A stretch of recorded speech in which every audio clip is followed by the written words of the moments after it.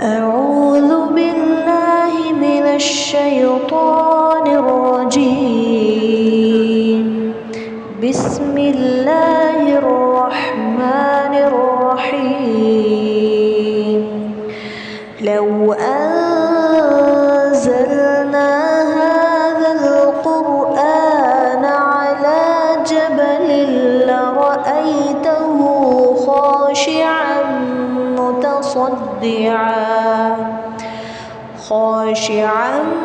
متصدعا من خشية الله.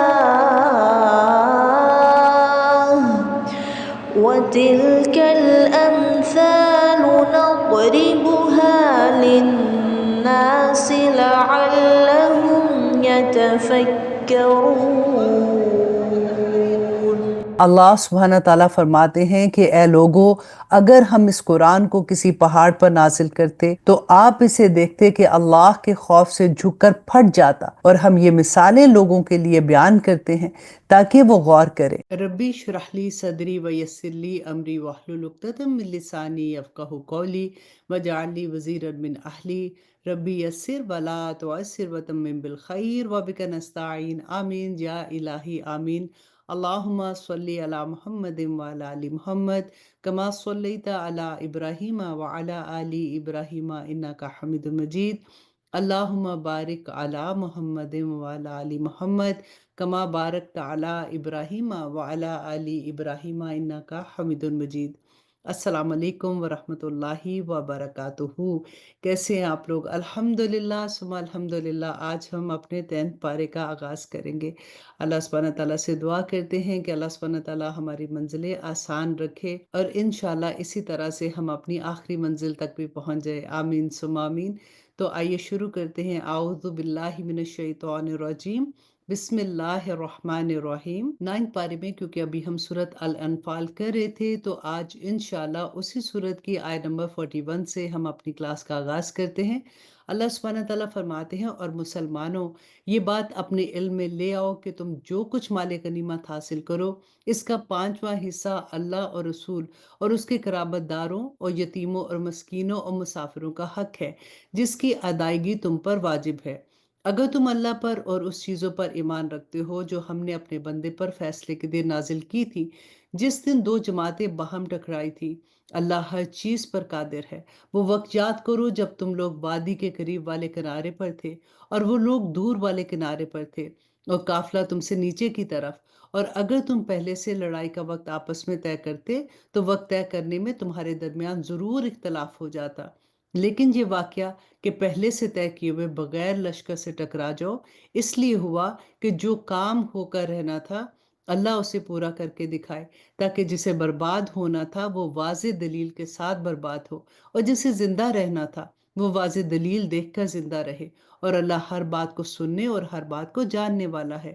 اور اے پیغمبر، وہ وقت یاد کرو جب اللہ خواب میں تمہیں ان دشمنوں کی تعداد کم دکھا رہا تھا، اور آیت نمبر 43، اور اگر تمہیں ان کی تعداد زیادہ دکھا دیتا تو اے مسلمانوں تم ہمت ہار جاتے اور تمہارے درمیان اس معاملے میں اختلاف پیدا ہو جاتا، لیکن اللہ نے تمہیں اس سے بچا لیا، یقیناً وہ سینوں کی چھپی باتوں کو خوب جانتا ہے۔ اور وہ وقت یاد کرو جب تم ایک دوسرے کے مد مقابل آئے تھے تو اللہ تمہاری نگاہوں میں ان کی تعداد کم دکھا رہا تھا اور ان کی نگاہوں میں تمہیں کم کر کے دکھا رہا تھا، تاکہ جو کام ہو کر رہنا ہے اللہ اسے پورا کر کے دکھائے، اور تمام معاملات اللہ ہی کی طرف لوٹ کر جانے ہیں۔ اے ایمان والو، جب تمہارا کسی گروہ سے مقابلہ ہو جائے تو ثابت قدم رہو اور اللہ کا کثرت سے ذکر کرو تاکہ تمہیں کامیابی حاصل ہو۔ یہاں سے پتہ چلتا ہے کہ جب انسان پہ کوئی بہت کڑا وقت آتا ہے نا تو اللہ سبحانہ تعالیٰ کی یاد بالکل اسی طرح سے جیسے تسبیح کرتے ہیں نا، اپنی زبان چپ نہیں کرنی چاہیے، اپنی زبان خاموش نہیں رکھنی چاہیے، کیونکہ اللہ سبحانہ تعالیٰ نے دیکھیں یہاں پہ کہا کہ جب دشمن سے تمہارا مقابلہ ہو تو اس وقت کیا کرنا ہے؟ ثابت قدم رہو اور اللہ کا کثرت سے ذکر کرو تاکہ تمہیں کامیابی حاصل ہو، اور اللہ اور اس کے رسول کی اطاعت کرو اور آپس میں جھگڑا نہ کرو، ورنہ تم کمزور پڑ جاؤ گے اور تمہاری ہوا اکھڑ جائے گی، اور صبر سے کام لو یقین رکھو کہ اللہ صبر کرنے والوں کے ساتھ ہے۔ اور آیہ نمبر 47، اور ان لوگوں کی طرح نہ ہو جانا جو اپنے گھروں سے اکڑتے ہوئے اور لوگوں کو اپنی شان دکھاتے ہوئے نکلے تھے اور دوسروں کو اللہ کے راستے سے روک رہے تھے، اور اللہ نے لوگوں کے سارے اعمال کو اپنے علم کے احاطے میں لیا ہوا ہے۔ اور وہ وقت بھی قابل ذکر ہے جب شیطان نے ان کافروں کو یہ سمجھایا تھا کہ ان کے اعمال بڑے خوشنما ہیں، اور یہ کہا تھا کہ آج انسانوں میں کوئی ایسا نہیں ہے جو تم پر غالب آ سکے، اور میں تمہارا محافظ ہوں۔ پھر جب دونوں گروہ آپس میں آئے اور وہ ایڑیوں کے بل پیچھے ہٹا اور کہنے لگا کہ میں تمہاری کوئی ذمہ داری نہیں لے سکتا ہوں، مجھے جو کچھ نظر آ رہا ہے وہ تمہیں نظر نہیں آ رہا، مجھے اللہ سے ڈر لگ رہا ہے اور اللہ کا عذاب بڑا سخت ہے۔ اور آیہ نمبر 49، اور یاد کرو جب منافقین اور وہ لوگ جن کے دلوں میں روگ تھا یہ کہہ رہے تھے کہ ان مسلمانوں کو ان کے دین نے دھوکے میں ڈال رکھا ہے، حالانکہ جو کوئی اللہ پر بھروسہ کرے تو اللہ سب پر غالب ہے، بڑی حکمت والا ہے۔ اور اگر تم دیکھتے ہو تو وہ بڑا عجیب منظر تھا جب فرشتے ان کافروں کی روح قبض کر رہے تھے، ان کے چہروں اور پشتوں پر مارتے جاتے تھے اور کہتے جاتے تھے کہ اب جلنے کے عذاب کا مزہ چکھو۔ اور اللہ سبحانہ تعالیٰ فرماتے ہیں کہ یہ سب کچھ ان اعمال کا بدلہ ہے جو تم نے اپنے ہاتھوں سے آگے بھیج رکھا ہے، اور یہ بات طے ہے کہ اللہ بندوں پر ظلم کرنے والا نہیں ہے۔ ان لوگوں کا حال ایسا ہی ہوا جیسے فرعون کی قوم اور اس کے پہلے لوگوں کا حال ہوا تھا۔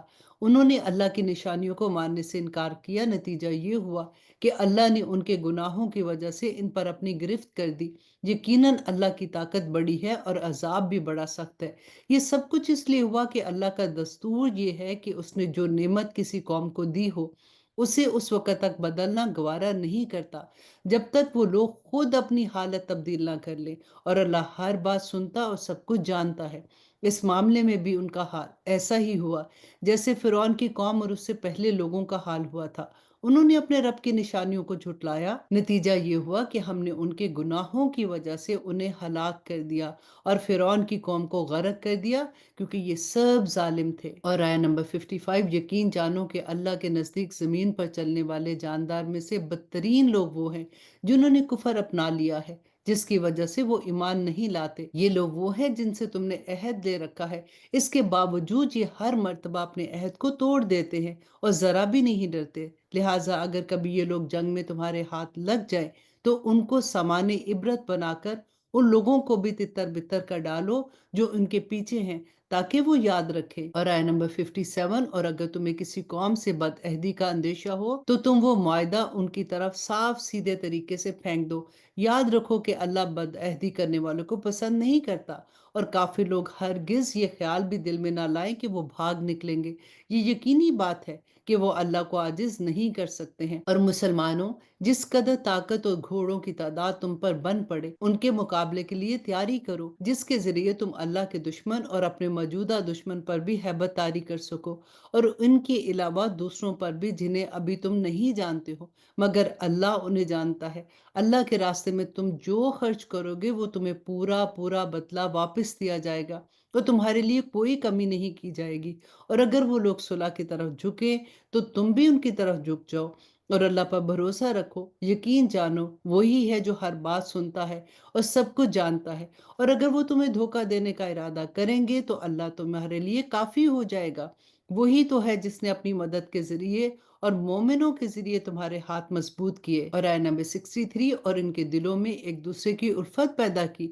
اگر تم زمین بھر کی ساری دولت بھی خرچ کر لیتے تو ان کے دلوں میں الفت پیدا نہیں کر سکتے تھے۔ اب دیکھیے یہاں پہ اللہ سبحانہ تعالیٰ نے جو یہ فرمایا کہ تم زمین بھر بھی اگر دولت ان کو دیتے تو محبت پیدا نہیں کر سکتے تھے۔ تو محبت ایک دوسرے کے دل میں پیدا کرنا، احترام پیدا کرنا، یہ اللہ کی دین ہوتی ہے۔ اور اللہ سبحانہ تعالیٰ فرماتے ہیں لیکن اللہ نے ان کے دلوں کو جوڑ دیا، وہ یقیناً اقتدار کا بھی مالک ہے اور حکمت کا بھی مالک ہے۔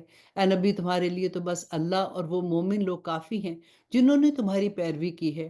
اے نبی، مومنوں کو جنگ پر ابھارو۔ اگر تمہارے 20 آدمی ایسے ہوں گے جو ثابت قدم رہنے والے ہوں گے تو وہ 200 پر غالب آ جائیں گے، اور اگر تمہارے 100 آدمی ہوں گے تو وہ کافروں کے 1000 پر غالب آ جائیں گے، کیونکہ وہ ایسے لوگ ہیں جو سمجھ نہیں رکھتے ہیں۔ آیہ نمبر 66، لو اب اللہ نے تم سے بوجھ ہلکا کر دیا اور اس کے علم میں ہے کہ تمہارے اندر کچھ کمزوری ہے، لہٰذا اب حکم یہ ہے کہ اگر تمہارے ثابت قدم رہنے والے 100 آدمی ہوں تو وہ 200 پر غالب آ جائیں گے، اور اگر تمہارے 1000 آدمی ہوں تو وہ اللہ کے حکم سے 2000 پر غالب آ جائیں گے، اور اللہ ثابت قدم رہنے والوں کے ساتھ ہے۔ یہ بات کسی نبی کی شان شان نہیں ہے کہ اس کے پاس قیدی رہے جب تک کہ وہ زمین میں دشمنوں کا خون اچھی طرح نہ بہا چکا ہو، جس سے اس کا روب پوری طرح ٹوٹ جائے۔ تم دنیا کا ساز و سامان چاہتے ہو اور اللہ تمہارے لیے آخرت کی بھلائی چاہتا ہے، اور اللہ صاحب اقتدار بھی ہے، صاحب حکمت بھی ہے۔ اگر اللہ کی طرف سے ایک لکھا ہوا حکم پہلے نہ آ چکا ہوتا تو جو راستہ تم نے اختیار کیا ہے اس کی وجہ سے تم پر کوئی بڑی سزا آ جاتی، لہٰذا اب تم نے جو مال غنیمت حاصل کیا ہے اسے پاکیزہ حلال مال کی طرح کھاؤ اور اللہ سے ڈرتے رہو، یقیناً اللہ بڑا بخشنے والا اور بڑا مہربان ہے۔ اور آیت نمبر 70، اے نبی تم لوگوں کے ہاتھوں میں جو قیدی ہیں اور جنہوں نے مسلمان ہونے کا ارادہ ظاہر کیا ہے ان سے کہہ دو کہ اگر اللہ تمہارے دلوں میں بھلائی دیکھے گا تو جو مال تم سے فدیہ میں لیا گیا ہے اس سے بہتر تمہیں دے دے گا اور تمہاری بخشش کر دے گا، اللہ بہت بخشنے والا اور بڑا مہربان ہے۔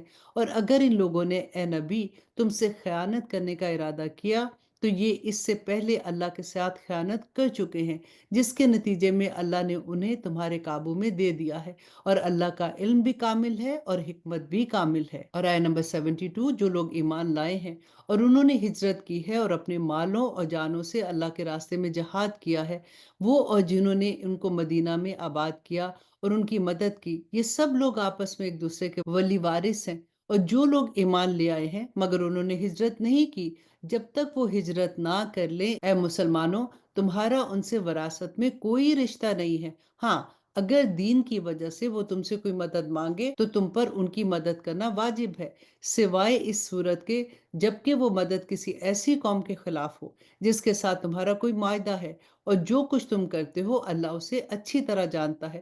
اور جو لوگوں نے کفر اپنا رکھا ہے وہ آپس میں ایک دوسرے کے ولی وارث ہے، اگر تم ایسا نہیں کرو گے تو زمین میں فتنہ اور بڑا فساد برپا ہوگا۔ اور آیت نمبر 74، اور جو لوگ ایمان لائے ہیں اور انہوں نے ہجرت کی ہے اور اللہ کے راستے میں جہاد کیا ہے، وہ اور جنہوں نے انہیں آباد کیا ان کی مدد کی، وہ سب صحیح معنوں میں مومن ہے۔ ایسے لوگ مغفرت اور باعزت رزق کے مستحق ہیں، اور جنہوں نے بعد میں ایمان قبول کیا، ہجرت کی اور تمہارے ساتھ جہاد کیا تو وہ بھی تم میں شامل ہیں۔ اور ان میں سے جو لوگ پرانے مہاجرین کے رشتہ دار ہیں وہ اللہ کی کتاب میں ایک دوسرے کی میراث کے دوسروں سے زیادہ حقدار ہیں، یقیناً اللہ ہر چیز کا پورا پورا علم رکھتا ہے۔ الحمدللہ یہاں پہ ہماری سورۃ الانفال ختم ہوتی ہے، اور اب انشاءاللہ جی ہم سورۃ التوبہ کا آغاز کرتے ہیں اور دیکھتے ہیں کہ اللہ سبحانہ تعالیٰ نے اس میں ہمارے لیے کیا احکامات رکھے ہیں۔ تھوڑا سا میں تعارف کروا دیتی ہوں تاکہ جب ہم سورۃ توبہ کو پڑھیں گے تو ہمارے لیے تھوڑی آسانی ہو جائے گی۔ یہ بھی مدنی سورہ ہے اور رسول اللہ صلی اللہ علیہ وسلم کی زندگی کے آخری دور میں نازل ہوئی۔ اپنے مضامین کے اعتبار سے یہ پچھلی سورت یعنی سورت انفال کی ہی کنٹینیوشن ہے، غالباً اسی لیے عام صورتوں کے برخلاف اس سورت کے شروع میں بسم اللہ الرحمن الرحیم نازل نہیں ہوئی، نہ لکھی گئی ہے، اور اس کی تلاوت کا بھی قاعدہ یہی ہے کہ جو شخص پیچھے سورت انفال کی تلاوت کرتا چلا آ رہا ہے اسے یہاں بسم اللہ نہیں پڑھنی چاہیے۔ اور مفسرین کا کہنا ہے کیونکہ اس سورہ کے شروع میں رسول اللہ صلی اللہ علیہ وسلم نے بسم اللہ نہیں پڑھی تھی تو اس لیے ہم بھی نہیں پڑھتے ہیں۔ اب یہ سورت فتح مکہ کے بعد نازل ہوئی تھی۔ عرب کے بہت سے قبائل اس انتظار میں تھے کہ رسول اللہ صلی اللہ علیہ وسلم کے ساتھ کفار قریش کی جنگ کا انجام کیا ہوتا ہے۔ جب قریش نے حدیبیہ والا معاہدہ توڑ دیا تو رسول اللہ صلی اللہ علیہ وسلم نے مکہ مکرمہ پر حملہ کیا اور کسی خاص خون ریزی کے بغیر اسے فتح کر لیا۔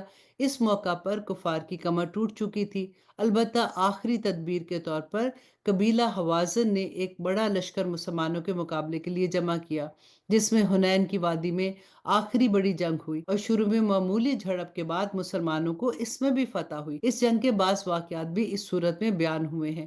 اب عرب کے جو قبائل قریش کی وجہ سے اسلام قبول کرنے سے ڈرتے تھے یا ان کی جنگوں کے آخری ایام کے منتظر تھے، ان کے دل میں اسلام کے خلاف ہر رکاوٹ دور ہو چکی تھی اور وہ جوک در جوک مدینہ منورہ آ کر مسلمان ہوئے، اور اس طرح جزیرہ عرب کے بیشتر علاقے پر اسلام کا پرچم لہرانے لگا۔ اس موقع پر اللہ سبحانہ تعالیٰ کی طرف سے جزیرہ عرب کو اسلام اور مسلمانوں کا بنیادی مرکز قرار دیا گیا۔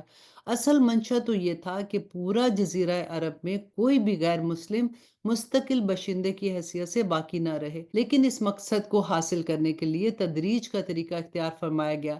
سب سے پہلے حذف یہ مقرر فرمایا کہ جزیرہ عرب کو بت پرستوں سے خالی کرایا جائے۔ چنانچہ جو بچے کھچے بت پرست عرب میں رہ گئے تھے اور جنہوں نے 20 سال سے زیادہ مدت تک مسلمانوں کو وحشیانہ مظالم کا نشانہ بنایا تھا، ان کو اس صورت کے شروع میں مختلف مدتوں کی مہلت دی گئی، جس میں اگر وہ اسلام قبول نہ کرے تو انہیں جزیرہ عرب چھوڑنا پڑے گا، ورنہ جنگ کا سامنا کرنے کے احکامات دیے گئے اور مسجد حرام کو بت پرستی کی ہر نشانی سے پاک کرنے کا اعلان کیا گیا۔ اس ہدف کو پورا کرنے کے بعد جزیرہ عرب کی مکمل صفائی کا دوسرا مرحلہ یہود و نصارہ کو وہاں سے نکالنے کا تھا۔ رسول اللہ صلی اللہ علیہ وسلم کی حیات طیبہ میں یہ مرحلہ مکمل نہیں ہو سکا، لیکن آپ نے اس کی وصیت فرما دی تھی، جیسا کہ آیت نمبر 29 کے تحت اس کی وضاحت آنے والی ہے۔ اس کے بعد روم کے بادشاہ نے مسلمانوں کی بڑھتی ہوئی طاقت کو دیکھ کر ان پر حملہ کرنے کے لیے ایک بڑی فوج جمع کی۔ رسول اللہ صلی اللہ علیہ وسلم پیش قدمی کر کے اس کے مقابلے کے لیے تبوک تشریف لے گئے۔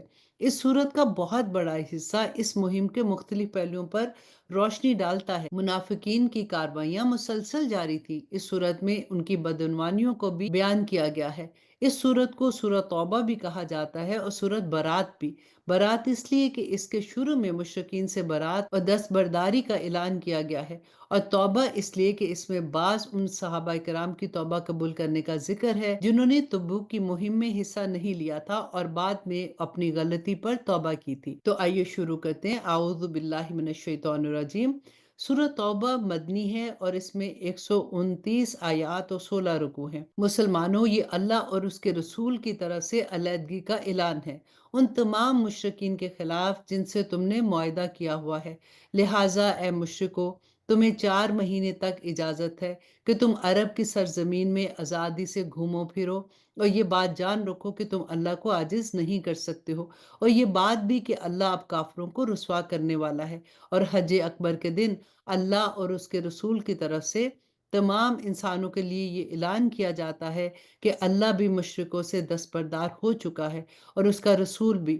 اب اے مشرکو، اگر تم توبہ کر لو تو یہ تمہارے حق میں بہت بہتر ہے، اور اگر تم نے اب بھی منہ موڑے رکھا تو یاد رکھو کہ تم اللہ کو عاجز نہیں کر سکتے ہو، اور تمام کافروں کو ایک دکھ دینے والے عذاب کی خوشخبری سنا دو۔ اور آیت نمبر 4، البتہ مسلمانوں، جن مشرکین سے تم نے معاہدہ کیا ہے، پھر ان لوگوں نے تمہارے ساتھ عہد میں کوئی کوتاہی نہیں کی اور تمہارے خلاف کسی کی مدد بھی نہیں کی، تو ان کے ساتھ کیے ہوئے معاہدے کی مدت کو پورا کرو۔ بے شک اللہ احتیاط کرنے والوں کو پسند کرتا ہے۔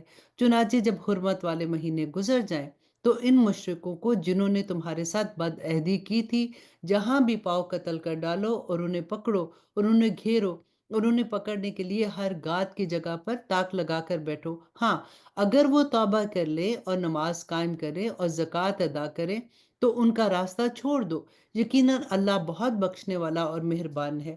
اور اگر مشرکوں میں سے کوئی تم سے پناہ مانگے تو اسے اس وقت تک پناہ دو جب تک وہ اللہ کا کلام سن لے، پھر اسے اس کے امن کی جگہ پر پہنچا دو۔ یہ اس لیے کہ یہ ایسے لوگ ہیں جنہیں علم نہیں ہے۔ اور آیت نمبر 7 میں اللہ سبحانہ تعالیٰ فرماتے ہیں کہ ان مشرکوں سے اللہ اور اس کے رسول کے ساتھ کوئی معاہدہ کیسے باقی رہ سکتا ہے؟ البتہ جن لوگوں سے تم نے مسجد حرام کے قریب معاہدہ کیا ہے، جب تک وہ تمہارے ساتھ سیدھے رہے تم بھی ان کے ساتھ سیدھے رہو۔ بے شک اللہ متقی لوگوں کو پسند کرتا ہے۔ لیکن دوسرے مشرکین کے ساتھ کیسے معاہدہ برقرار رہ سکتا ہے جبکہ ان کا حال یہ ہے کہ اگر کبھی وہ تم پر غالب آ جائے تو تمہارے معاملے میں نہ کسی رشتہ داری کا خیال رکھے اور نہ کسی معاہدے کا۔ یہ تمہیں اپنی زبانی باتوں سے راضی کرنا چاہتے ہیں، حالانکہ ان کے دل انکار کرتے ہیں، اور ان میں سے اکثر لوگ نافرمان ہیں۔ اور آیت نمبر 9، انہوں نے اللہ کی آیتوں کے بدلے میں دنیا کی تھوڑی سی قیمت لے لینا پسند کر لیا ہے اور اس کے نتیجے میں لوگوں کو اللہ کے راستے سے روکا ہے۔ واقعہ یہ ہے کہ ان کے کرتوت بہت برے ہیں۔ یہ کسی بھی مومن کے معاملے میں کسی رشتہ داری یا معاہدے کا پاس نہیں کرتے، اور یہی ہے وہ حدیں جسے وہ توڑتے ہیں۔ لہٰذا اگر یہ توبہ کر لیں اور نماز قائم کرے، زکوٰۃ ادا کریں، تو یہ تمہارے دینی بھائی بن جائیں گے۔ اور ہم احکام کی یہ تفصیل ان لوگوں کے لیے بیان کر رہے ہیں جو جاننا چاہیں۔ اور اگر ان لوگوں نے اپنا عہد دے دینے کے بعد اپنی قسمیں توڑ ڈالی ہیں اور تمہارے دین کو تان دیتے ہیں، تو ایسے کفر کے سربراہوں سے اس نیت سے جنگ کرو کہ وہ باز آ جائیں، کیونکہ یہ ایسے لوگ ہیں کہ ان کی قسموں کی کوئی حقیقت نہیں ہے۔ اور آیت نمبر 13، کیا تم ان لوگوں سے جنگ نہیں کرو گے جنہوں نے اپنی قسموں کو توڑا ہے اور رسول کو وطن سے نکالنے کا ارادہ کیا ہے، اور وہی ہے جنہوں نے تمہارے خلاف چھیڑ چھاڑ کرنے میں پہل کی ہے؟ کیا تم ان سے ڈرتے ہو؟ اگر ایسا ہے تو اللہ اس بات کا زیادہ حق رکھتا ہے کہ تم مجھ سے ڈرو۔ اگر تم مومن ہو، ان سے جنگ کرو تاکہ اللہ تمہارے ہاتھ سے ان کو سزا دلوائے، انہیں رسوا کرے، ان کے خلاف تمہاری مدد کرے، مومنوں کے دل کو ٹھنڈا کرے اور ان کے دل کی کڑن دور کر دے، اور جس کی چاہے توبہ قبول کرے۔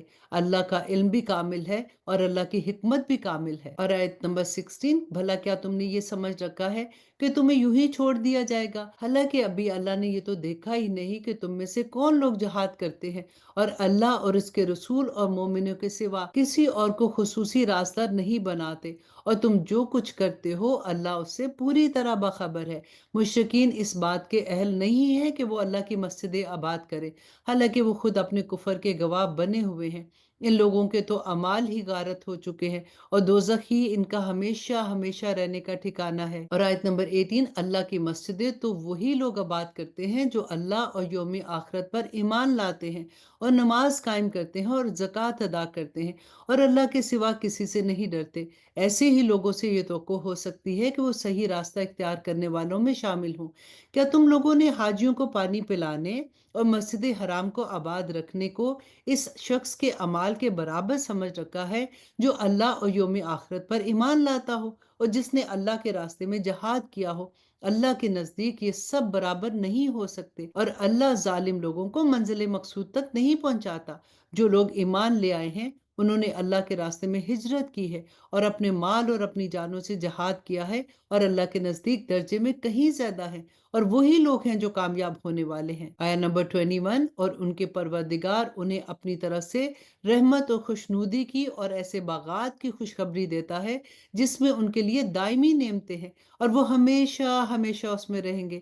یقیناً اللہ ہی ہے جس کے پاس عظیم اجر ہے۔ اے ایمان والو، اگر تمہارے باپ بھائی کفر کو ایمان کے مقابلے میں ترجیح دے تو ان کو اپنا سرپرست نہ بناؤ، اور جو لوگ ان کو سرپرست بنائیں گے وہ ظالم ہوں گے۔ اے پیغمبر، مسلمانوں سے کہہ دے کہ اگر تمہارے باپ دادا، اگر تمہارے بیٹے، تمہارے بھائی، تمہاری بیویاں اور تمہارا خاندان اور تمہارا مال و دولت جو تم نے کمایا ہے، اور وہ کاروبار جو مندہ ہونے کا تمہیں ڈر ہے، اور وہ رہائشی مکان جہاں پہ تم رہنا پسند کرتے ہو، تمہیں اللہ اور اس کے رسول سے اور اس کے راستے میں جہاد کرنے سے زیادہ محبوب ہے، تو انتظار کرو یہاں تک کہ اللہ اپنا فیصلہ صادر فرما دے، اور اللہ نافرمان لوگوں کو منزل تک نہیں پہنچاتا۔ حقیقت یہ ہے کہ اللہ سبحانہ تعالیٰ نے تمہاری بہت سے مقامات پر مدد کی ہے، اور خاص طور پر حنین کے دن جب تمہاری تعداد کی کثرت نے تمہیں مگن کر دیا تھا، مگر وہ کثرت تعداد تمہارے کچھ کام نہیں آئی، اور زمین اپنی ساری وسعتوں کے باوجود تم پر تنگ ہو گئی، اور پھر تم نے پیٹھ دکھا کر میدان سے رخ موڑ لیا۔ اور آیت نمبر 26، پھر اللہ نے اپنے رسول پر اور مومنوں پر اپنی طرف سے تسکین نازل کی، اور ایسے لشکر اتارے جو تمہیں نظر نہیں آئے، اور جن لوگوں نے کفر اپنا رکھا تھا اللہ نے ان کو سزا دی، اور ایسے کافروں کا یہی بدلہ ہے۔ پھر اللہ جس کو چاہے اس کے بعد توبہ نصیب کر دے، اور اللہ بڑا بخشنے والا اور بڑا مہربان ہے۔ اے ایمان والو، مشرک لوگ تو سراپا ناپاکی ہیں، لہٰذا وہ اس سال کے بعد مسجد حرام کے قریب بھی نہ آنے پائیں۔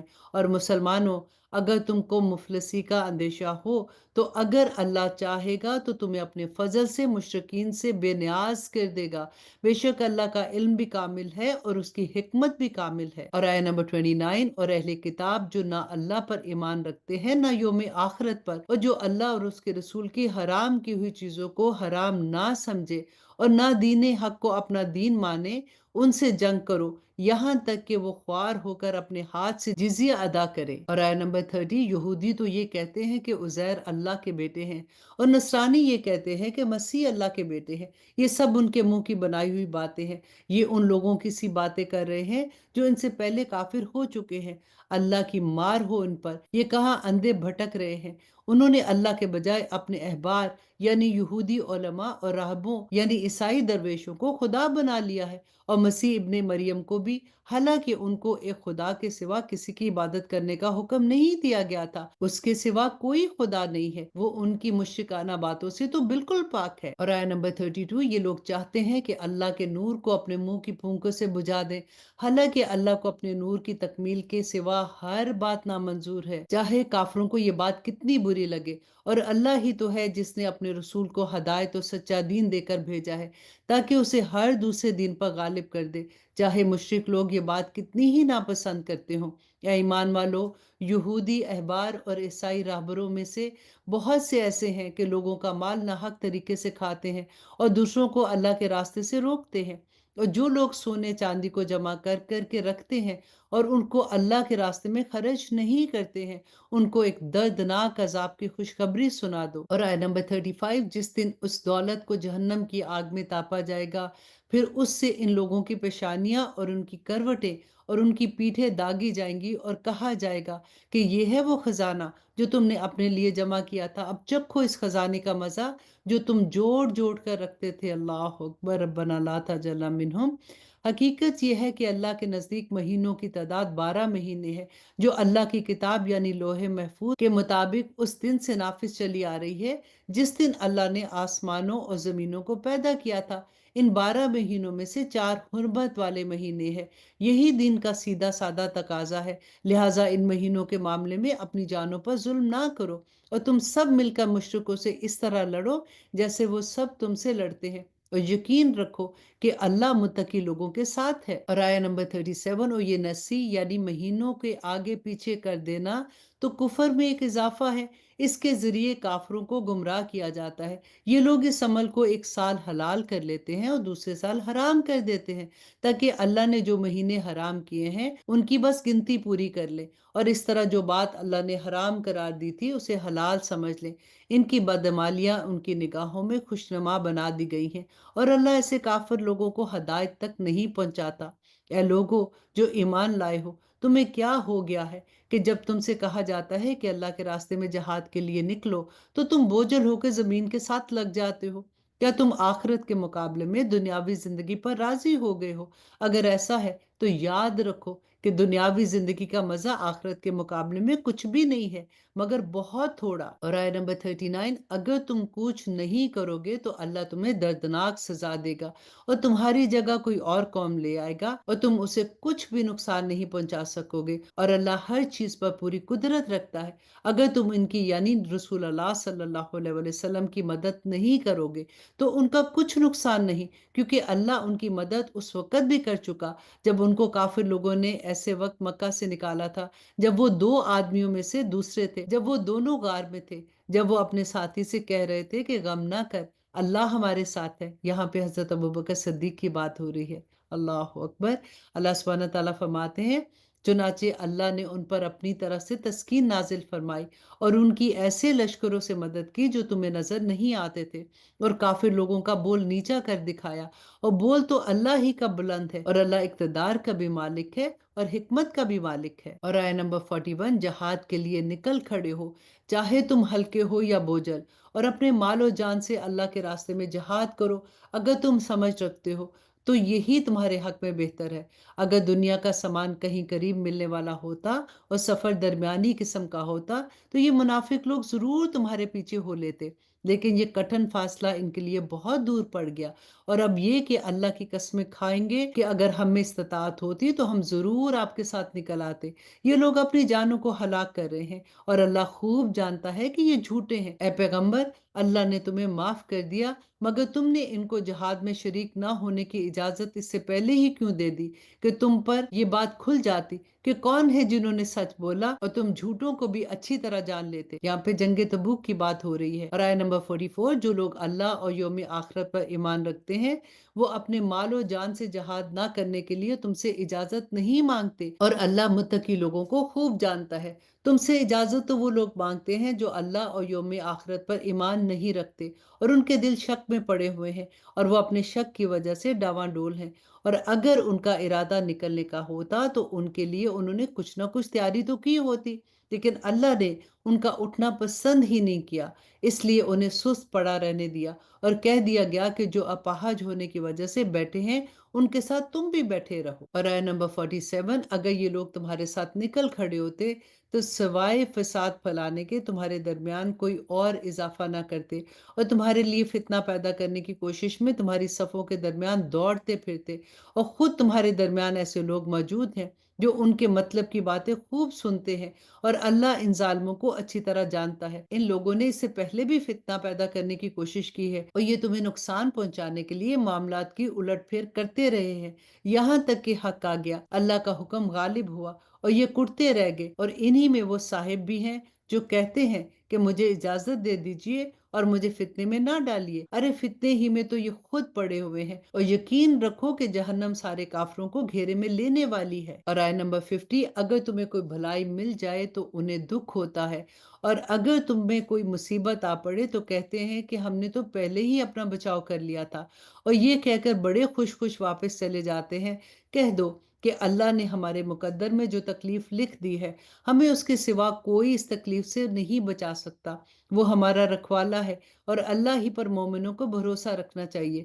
کہہ دو کہ تم ہمارے لیے جس چیز کے منتظر ہو وہ اس کے سوا اور کیا ہے، کہ آخرکار دو بھلائیوں میں سے ایک نہ ایک بھلائی تو ہمیں ملے گی، اور ہمیں تمہارے بارے میں انتظار اس کا ہے کہ اللہ تمہیں اپنی طرف سے یا ہمارے ہاتھوں سزا دے، بس اب انتظار کرو، ہم بھی تمہارے لیے منتظر ہیں۔ اور آیت نمبر 53، کہہ دو کہ تم اپنا مال چاہے خوشی خوشی چندے میں دو یا بددلی سے دو، وہ تم سے ہرگز قبول نہیں کیا جائے گا۔ تم ایسے لوگ ہو جو مسلسل نافرمانیاں کرتے رہے ہو، اور ان کے چندے قبول کیے جانے میں رکاوٹ کی کوئی اور وجہ اس کے سوا نہیں ہے کہ انہوں نے اللہ اور اس کے رسول کے ساتھ کفر کیا ہے، اور یہ نماز میں آتے ہیں تو کسمساتے ہوئے آتے ہیں، اور کسی نیکی میں خرچ کرتے ہیں تو برا مانتے ہوئے خرچ کرتے ہیں۔ تمہیں ان کے مال اور اولاد کی کثرت تعجب میں نہ ڈالے، اللہ تو یہ چاہتا ہے کہ انہی چیزوں سے ان کو دنیاوی زندگی میں عذاب دے، اور ان کی جان بھی کفر ہی کی حالت میں نکلے۔ اللہ اکبر، ربنا لا تجعلنا منہم۔ اور آیت نمبر 56، اور یہ اللہ کی قسمیں کھا کر کہتے ہیں کہ وہ تم میں سے ہے، حالانکہ وہ تم میں سے نہیں ہے، بلکہ وہ ڈرپوک لوگ ہیں۔ اگر ان کو کوئی پناہ گاہ مل جاتی یا کسی قسم کا غار مل جاتا یا گھس بیٹھنے کی کوئی اور جگہ تو یہ بے لگام بھاگ کر ادھر ہی کا رخ کر لیتے، اور انہی منافقوں میں سے وہ بھی ہے جو صدقات کی تقسیم کے بارے میں آپ کو طعنہ دیتے ہیں۔ چنانچہ اگر انہیں صدقات میں سے ان کی مرضی کے مطابق دے دیا جائے تو راضی ہو جاتے ہیں، اور اگر انہیں ان میں سے نہ دیا جائے تو پھر ذرا سی دیر میں ناراض ہو جاتے ہیں۔ اور آیت نمبر 59، جو کچھ بھی انہیں اللہ اور اس کے رسول نے دیا تھا کیا اچھا ہوتا کہ یہ اس پر راضی رہتے اور یہ کہتے کہ اللہ ہمارے لیے کافی ہے، آئندہ اللہ اپنے فضل سے ہمیں اور نوازے گا، اور اس کا رسول بھی، ہم تو اللہ ہی سے لو لگائے ہوئے ہیں۔ صدقات تو دراصل حق ہے فقیروں کا، مسکینوں کا، اور ان اہلکاروں کا جو صدقات کی وصولی پر مقرر ہے، اور ان کا جن کی دلداری مقصود ہے، نیز انہیں غلاموں کو آزاد کرنے میں، قرض داروں کے قرضے ادا کرنے میں، اور اللہ کے راستے میں اور مسافروں کی مدد میں خرچ کیا جائے۔ یہ ایک فریضہ ہے اللہ کی طرف سے، اور اللہ علم کا بھی مالک ہے اور حکمت کا بھی مالک ہے۔ اور آیت نمبر 61، اور انہی منافقوں میں وہ لوگ بھی ہیں جو نبی کو دکھ پہنچاتے ہیں، اور ان کے بارے میں یہ کہتے ہیں کہ وہ تو سراپا کان ہے۔ کہہ دو کہ وہ کان ہے اس چیز کے لیے جو تمہارے لیے بھلائی ہے، وہ اللہ پر ایمان رکھتے ہیں اور مومنوں کی بات کا یقین کرتے ہیں، اور تم میں سے جو ظاہری طور پر ایمان لے آئے ہیں ان کے لیے وہ رحمت کا معاملہ کرنے والے ہیں، اور جو لوگ اللہ کے رسول کو دکھ پہنچاتے ہیں ان کے لیے دکھ دینے والا عذاب تیار ہے۔ مسلمانوں، یہ لوگ تمہارے سامنے اللہ کی قسمیں اس لیے کھاتے ہیں تاکہ تمہیں راضی کرے، حالانکہ اگر یہ واقعی مومن ہو تو اللہ اور اس کے رسول اس بات کے زیادہ مستحق ہے کہ یہ ان کو راضی کرے۔ اور آیت نمبر 63، کیا انہیں یہ معلوم نہیں کہ جو شخص اللہ اور اس کے رسول سے ٹکر لے تو یہ بات طے ہے کہ اس کے لیے دوزخ کی آگ ہے جس میں وہ ہمیشہ رہے گا، یہ بڑی بھاری رسوائی ہے۔ منافق لوگ اس بات سے ڈرتے ہیں کہ مسلمانوں پہ کہیں کوئی ایسی صورت نازل نہ کر دی جائے جو انہیں ان منافقین کے دلوں کی باتیں بتا دے۔ کہہ دو کہ اچھا تم مذاق اڑاتے رہو، اللہ وہ بات ظاہر کرنے والا ہے جس سے تم ڈرتے تھے، اور اگر تم ان سے پوچھو تو یہ یقیناً یوں کہیں گے کہ ہم تو ہنسی مذاق اور دل لگی کر رہے تھے۔ کہو کہ کیا تم اللہ اور اس کی آیتوں اور اس کے رسول کے ساتھ دل لگی کرتے ہو؟ بہانے نہ بناؤ، تم ایمان کا اظہار کرنے کے بعد کفر کے مرتکب ہو چکے ہو۔ اللہ سبحانہ تعالیٰ فرماتے ہیں کہ اگر ہم تم میں سے ایک گروہ کو معافی دے بھی دے تو دوسرے گروہ کو ضرور سزا دیں گے کیونکہ وہ مجرم لوگ ہیں۔ اور آیت نمبر 67، منافق مرد اور منافق عورتیں سب ایک ہی طرح کے ہیں، وہ برائی کی تلقین کرتے ہیں اور بھلائی سے روکتے ہیں اور اپنے ہاتھوں کو بند رکھتے ہیں۔ انہوں نے اللہ کو بھلا دیا ہے تو اللہ نے بھی ان کو بھلا دیا ہے، بلا شبہ یہ منافق بڑے نافرمان ہیں۔ اللہ نے منافق مردوں، منافق عورتوں اور تمام کافروں سے دوزخ کی آگ کا عہد کر رکھا ہے جس میں وہ ہمیشہ رہیں گے، وہی ان کے راس آنے کی جگہ ہے۔ اللہ نے ان پر پھٹکار ڈال دی ہے اور ان کے لیے اٹل عذاب ہے۔ منافقوں، تم انہی لوگوں کی طرح ہو جو تم سے پہلے ہو گزرے ہیں، وہ طاقت میں تم سے مضبوط تر اور مال میں اور اولاد میں بھی تم سے کہیں زیادہ تھے، چنانچہ انہوں نے اپنے حصے کے مزے اڑا لیے، کہ تم نے اسی طرح اپنے حصے کے مزے اڑا لیے جیسے تم سے پہلے لوگوں نے اپنے حصے کے مزے اڑائے تھے، اور تم بھی ویسے ہی بےہودہ باتوں میں پڑے جیسے وہ پڑے تھے۔ یہ وہ لوگ ہیں جن کے اعمال دنیا اور آخرت میں غارت ہو گئے، اور یہی وہ لوگ ہیں جنہوں نے خسارے کا سودا کیا۔ ربنا لا تجعلنا منہم۔ اور آیت نمبر 70، کیا ان منافقوں کو ان لوگوں کی خبر نہیں پہنچی جو ان سے پہلے گزرے ہیں؟ نوح کی قوم، عاد کی قوم، سمود، ابراہیم کی قوم، مدین کے باشندے اور وہ بستیاں جنہیں الٹ ڈالا گیا تھا، ان سب کے پاس ان کے رسول روشن دلائل لے کر آئے تھے۔ پھر اللہ ایسا نہیں تھا کہ ان پر ظلم کرتا، لیکن یہ خود اپنی جانوں پر ظلم ڈھاتے تھے۔ اور مومن مرد اور مومن عورتیں آپس میں ایک دوسرے کے مددگار ہیں، وہ نیکی کی تلقین کرتے ہیں اور برائی سے روکتے ہیں، نماز قائم کرتے ہیں، زکوٰۃ ادا کرتے ہیں اور اللہ اور اس کے رسول کی فرما برداری کرتے ہیں۔ یہ ایسے لوگ ہیں جن کو اللہ اپنی رحمت سے نوازے گا۔ یقیناً اللہ اقتدار کا بھی مالک ہے اور حکمت کا بھی مالک ہے۔ اللہ سبحانہ تعالیٰ نے مومن مردوں اور مومن عورتوں سے وعدہ کیا ہے ان باغات کا جن کے نیچے نہریں بہتی ہیں، جن میں وہ ہمیشہ رہیں گے، اور ان پاکیزہ مکانات کا جو سدا بہار باغات میں ہوں گے۔ اور اللہ کی طرف سے خوشنودی تو سب سے بڑی چیز ہے جو جنت والوں کو نصیب ہوگی، یہی تو زبردست کامیابی ہے۔ دعا کرے کہ اللہ سبحانہ تعالیٰ ہمیں ان لوگوں میں شامل کر دے، آمین ثم آمین۔ آیت نمبر 73، اے نبی کافروں اور منافقوں سے جہاد کرو اور ان پہ سختی کرو، ان کا ٹھکانہ جہنم ہے اور وہ بہت برا ٹھکانہ ہے۔ یہ لوگ اللہ کی قسمیں کھا جاتے ہیں کہ انہوں نے فلاں بات نہیں کہی ہے، حالانکہ انہوں نے کفر کی بات کہی تھی، اور اپنے اسلام لانے کے بعد انہوں نے کفر اختیار کیا ہے۔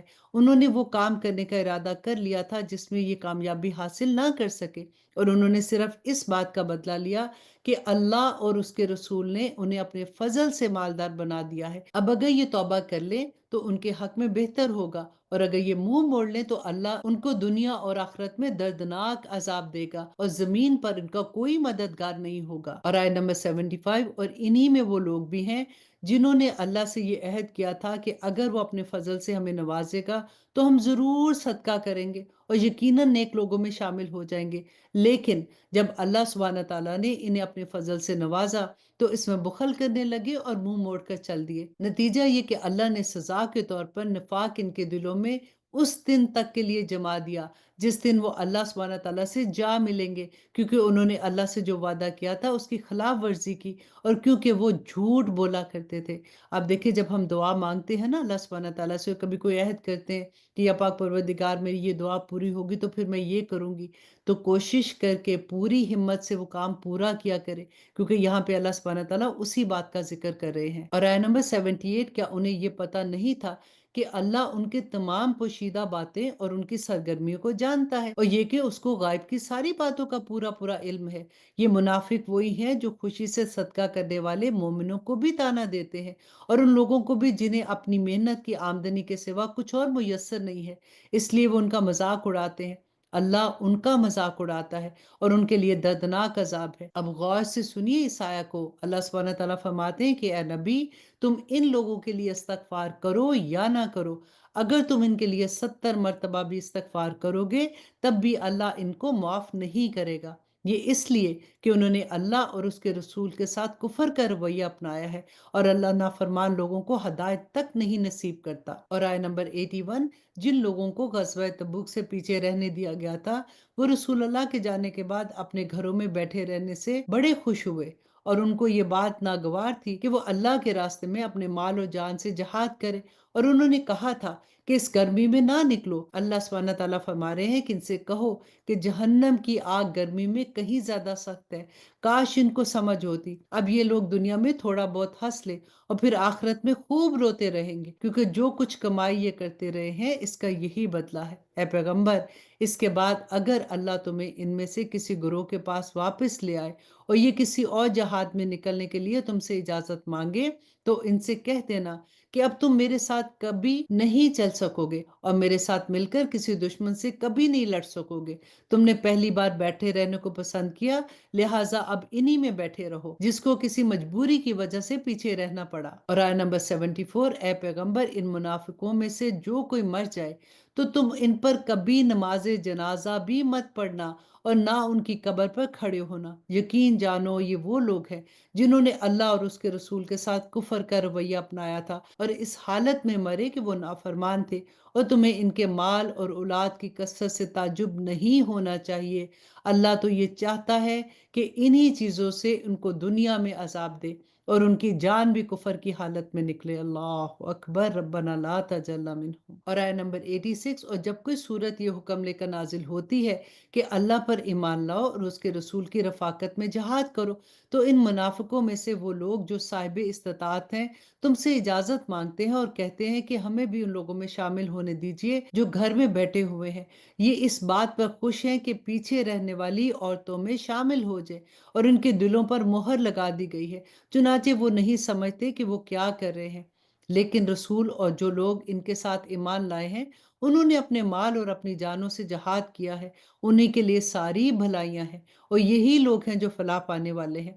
اللہ نے ان کے لیے وہ باغات تیار کر رکھے ہیں جس کے نیچے نہریں بہتی ہیں، جن میں وہ ہمیشہ رہیں گے، اور یہ بڑی زبردست کامیابی ہے۔ اور دیہاتیوں میں سے بھی بہانے باز لوگ آئے کہ ان کو جہاد سے چھٹی دی جائے، اور اس طرح جن لوگوں نے اللہ اور اس کے رسول سے جھوٹ بولا تھا وہ سب بیٹھ رہے۔ اور آیت نمبر 90، ان میں سے جنہوں نے کفر مستقل طور پر اپنا لیا ہے ان کو دردناک عذاب ہوگا۔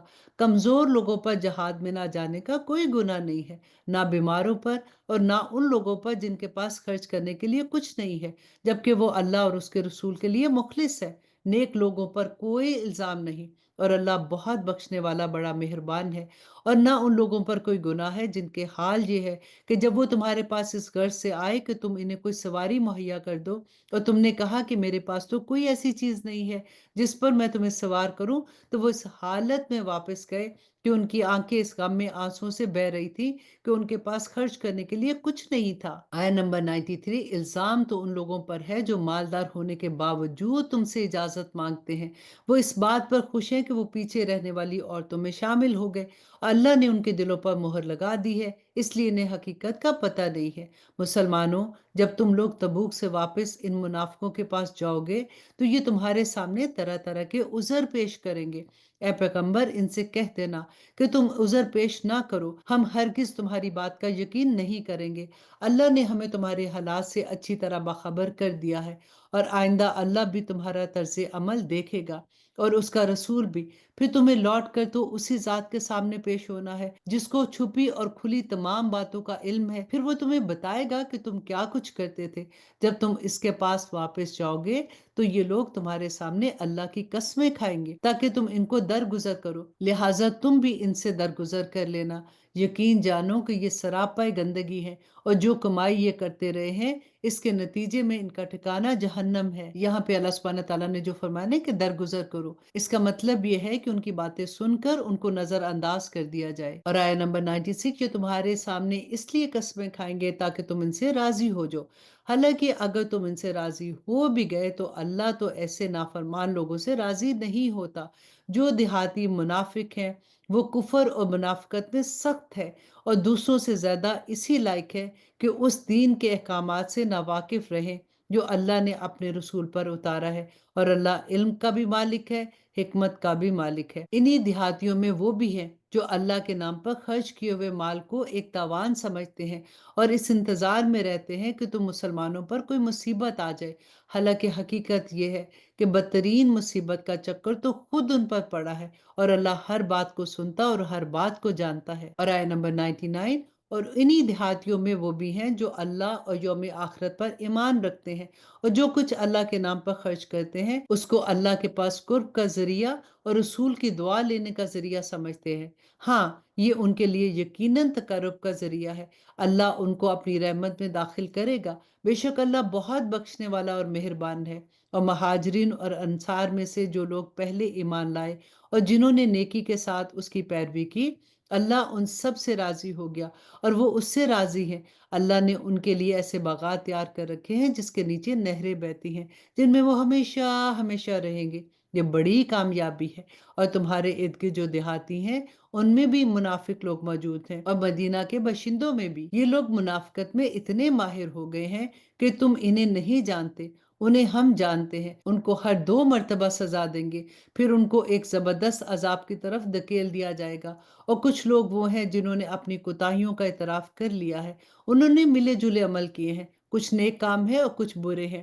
امید ہے کہ اللہ ان کی توبہ قبول کرے گا، یقیناً اللہ بڑا بخشنے والا اور بڑا مہربان ہے۔ اور آیت نمبر 103، اے پیغمبر ان لوگوں کے اموال میں سے صدقہ وصول کر لو جس کے ذریعے تم انہیں پاک کر دو گے اور ان کے لیے باعث برکت بنو گے۔ اب یہاں پہ دیکھیے کہ صدقہ جو ہے وہ انسان کو پاک کرنے کا ذریعہ بھی بنتا ہے، اور اللہ سبحانہ تعالیٰ فرماتے کہ ان کے لیے دعا کرو، یقیناً تمہاری دعا ان کے لیے سراپا تسکین ہے، اور اللہ ہر بات سنتا اور ہر بات جانتا ہے۔ اب یہاں تک انشاءاللہ ہم اپنی کلاس رکھتے ہیں۔ تھوڑی سی آیات 11ویں پارے کی بھی میں نے شامل کر لی تھی، کیونکہ مجھے یہ تھا کہ وہ جو ایک ٹاپک شروع ہے اس تک میں پہنچ جاؤں۔ اللہ سبحانہ تعالیٰ سے دعا کرتی ہوں کہ اللہ سبحانہ تعالیٰ ہم سب کے لیے آسانیاں فرمائے، اور جو کچھ ہم پڑھ رہے ہیں اللہ سبحانہ تعالیٰ ہمارے عمل میں ڈھال دے۔ ٹیسٹ دینا نہیں بھولیے گا اور شیئر کرنا بھی نہیں بھولیے گا۔ اللہ سبحانہ تعالیٰ ہم سب کو اس کا اجر عظیم عطا کرے، میرے لیے اور آپ لوگوں کے لیے بھی آسانیاں فرمائے۔ آمین ثم آمین۔ اجازت دیجیے۔ سبحان ربک رب العزت عما یصفون وسلام علی المرسلین والحمد للہ رب العالمین۔ السلام علیکم ورحمۃ اللہ وبرکاتہ۔ آپ لوگوں سے میں ریکویسٹ کروں گی کہ آپ ہمارے چینل اسلام ود عائشہ کو سبسکرائب کر لیں تاکہ آپ کو وقت پر پتہ چلے کہ کون سا کورس کب ہو رہا ہے، کیونکہ جب بعد میں آپ کا میسج آتا ہے تو ہمارا کورس آلریڈی سٹارٹ ہو چکا ہوتا ہے، پھر آپ کو 1 سال انتظار کرنا پڑتا ہے۔ اس لیے ہمارے چینل کو سبسکرائب کر لیجئے تاکہ آپ لوگوں کو وقت پر انفارمیشن مل جائے۔ السلام علیکم ورحمۃ اللہ وبرکاتہ۔